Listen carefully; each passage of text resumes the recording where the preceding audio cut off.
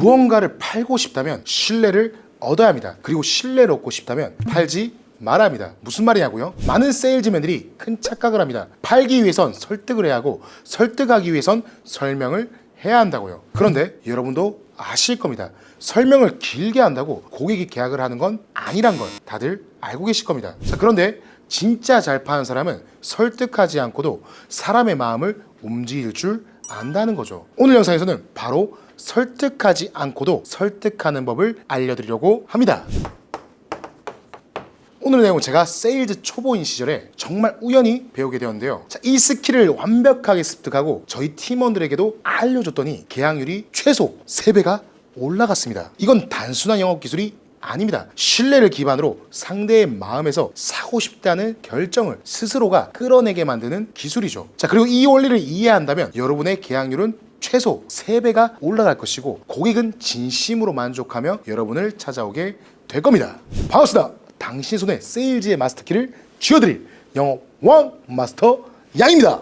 여러분, 해와 바람이라는 동화 들어보셨나요? 해와 바람이 지나가는 나그네의 외투를 벗기는 동화인데요. 내용을 한번 떠올려 보겠습니다. 바람이 아무리 거세게 불어도 나그네는 옷을 벗지 않았습니다. 그런데 태양이 따뜻한 햇빛을 내리쬐자 나그네는 자연스럽게 옷을 벗었죠. 오늘 배울 내용도 정확히 똑같습니다. 사지 마라고 얘기할수록 사고 싶게 만드는 그 원리를 제가 겪은 이야기들과 함께 알아보겠습니다. 자, 시작하겠습니다. 설득 안 하고도 설득하는 방법. 그 첫 번째, 바로 가짜 상품 클로징입니다.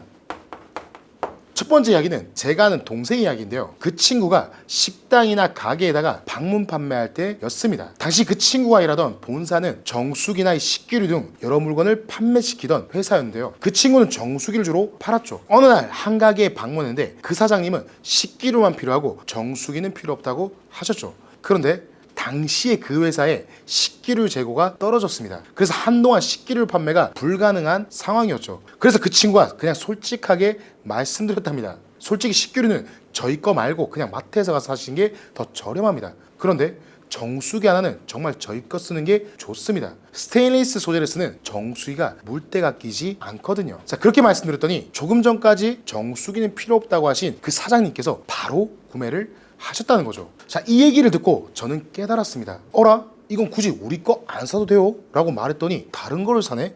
라고 말입니다. 그래서 전 이 이야기를 들은 후로 이 전략을 적극적으로 활용했습니다. 판매하는 제품 중 일부는 굳이 안 사도 된다고 먼저 말씀드렸고요. 아니면 다른 곳에서 비슷한 제품을 더 저렴하게 살 수 있다고 말씀드렸죠. 그러니까 쉽게 말해서 고객에게 나는 당신에게 아무거나 팔려는 사람은 아닙니다 라고 어필하는 거죠. 자, 저도 한때 SK매직 방문 판매를 했었는데요.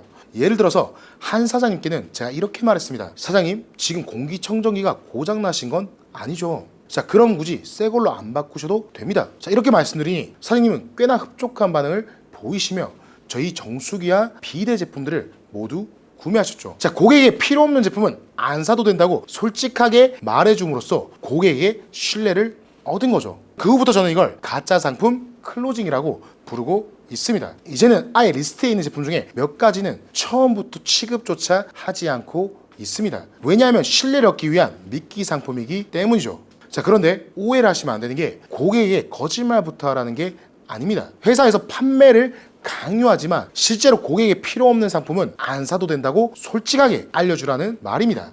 이렇게 말하면 고객은 여러분이 자신을 정말로 생각한다고 여기게 되고 여러분에게 신뢰를 가질 겁니다. 자, 그리고 여러분이 고객의 신뢰를 얻은 그 순간 계약은 이미 따낸 거나 마찬가지겠죠. 설득 안 하고 설득하는 법, 그 두 번째, 공짜 클로징입니다.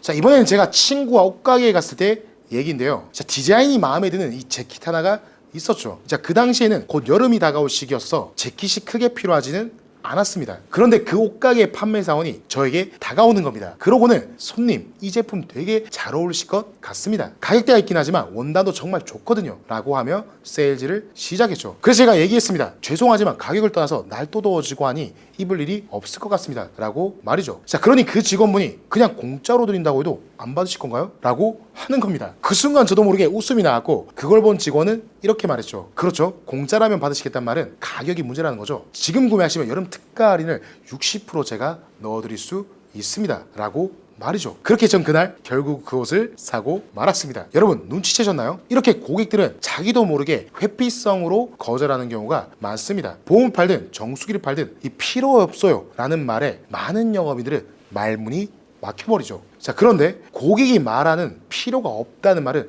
실은 핑계일 확률이 높습니다. 자, 그러니 이럴 때는 여러분도 고객에게 이렇게 질문하십시오. 이 제품이 공짜여도 안 받으시겠습니까? 라고 말입니다. 웬만한 제품을 공짜여도 안 받겠다고 할 고객은 없을 겁니다. 그렇게 되면 필요 없다 라고 얘기한 본인 스스로의 발언을 부정한 셈이 되는 거고 다시 자연스럽게 세일즈를 이어갈 수 있는 거죠.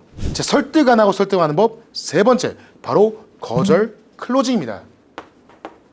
자, 한 번은 제가 헬스장을 등록하러 갔을 때의 일인데요. 저는 이용권만 구매하러 갔고 PT를 받을 생각은 없었죠. 그런데 데스크에 있는 트레이너분께서 저에게 간단한 설명을 해주는 겁니다. 자, 한 달 거는 10만 원이고 세 달 거는 25만 원이다. 자, 그렇게 말해서 이 PT는 성실한 분들이 주로 하시는 거라서 지금은 안 보셔도 될 것 같습니다 라고 하는 겁니다. 그때 제 자존심에 스크래치가 나서 제가 물어봤죠. 그게 무슨 뜻이냐고요. 막상 운동을 시작하면 그냥 운동만 해도 힘듭니다. 시작부터 PT를 받는 건 웬만한 사람들은 어렵습니다 라고 얘기하는 겁니다. 그 말을 듣고 저는 긁히고 말았습니다. 나 정도면 충분히 가능하다 라고 생각하고 물어봤죠. 그럼 PT는 아예 안 받아주는 거냐고. 자, 그랬더니 트레이너 분이 웃으면서 당연히 가능하다고 했고 그날 저는 3개월 이용권과 함께 PT까지 결제했습니다. 처음엔 전혀 그럴 생각이 없었는데 말이죠. 이게 바로 거절 클로징입니다.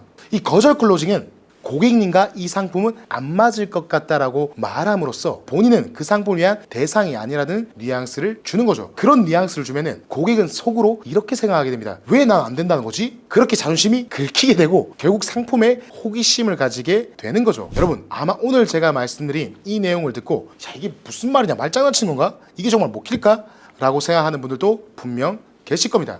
자, 그 마음 충분히 이해합니다. 왜냐하면 지금까지 우리는 설득하려면 강하게 밀어붙여야 한다. 고객이 망설일 틈을 주지 마라. 같은 내용만 봐왔기 때문이죠. 자, 그런데 아까 말씀드린 해와 바람 이야기를 떠올려 보십시오. 바람은 나그네의 외투를 벗기려고 바람을 더 세게 불었지만 결국 나그네의 옷깃을 더 여미게만 했죠. 반면 해는 아무 말 없이 따뜻한 햇살만 비쳤습니다. 그러자 나그네는 스스로 외투를 벗었고요. 세일즈도 마찬가지입니다. 사라고 강요할수록 고객은 떠나버립니다. 그런데 고객이 스스로 호기심을 가지게 하고 관심을 불러일으킨다면 고객은 스스로 다가올 겁니다. 자, 오늘 제가 말씀드린 첫 번째 가짜 상품 클로징, 두 번째 공짜 클로징, 세 번째 거절 클로징, 이 세 가지 전략도 결국 핵심은 똑같습니다. 설득을 강하게 하지 않아도 고객이 스스로 설득되게 만드는 것, 그게 바로 우리가 원하는 진정한 세일즈의 모습이 아니겠습니까? 고객이 물건에 대해 호기심을 가지고 사고 싶다라고 느끼게 만들 때 우리는 팔지 않고도 팔 수 있는 영업인으로 거듭날 수 있습니다. 여러분 오늘 제가 알려드린 방법은 어쩌면 기존의 영업 방식과는 조금 다르게 느껴졌을 겁니다. 하지만 분명한 건 하나 있죠. 세일즈의 본질은 설득이 아니라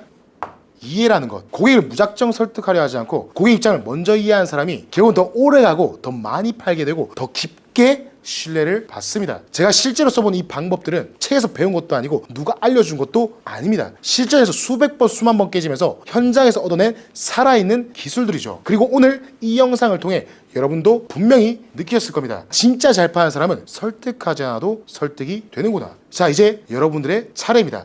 다음 상담, 다음 미팅에서 오늘 배운 기술 중 하나라도 반드시 활용해 보십시오. 고객의 반응이 달라지는 걸 넘어서 실적이 2배로 올라가는 걸 분명히 느끼실 겁니다. 자, 이 영상이 여러분께 도움이 되셨거나 앞으로 세일즈 노하우를 배우고 싶다면 구독, 좋아요 부탁드리고요. 상위 20%의 세일즈맨이 되고 싶다면 아래에 고정 댓글에 있는 영상도 꼭 확인해 보시길 바라겠습니다. 자, 그럼 힘차게 마무리해 보겠습니다. 네버 기브업! 당신의 손에 세일즈의 마스터키를 쥐어드릴 영업왕 마스터 양이었습니다. 감사합니다.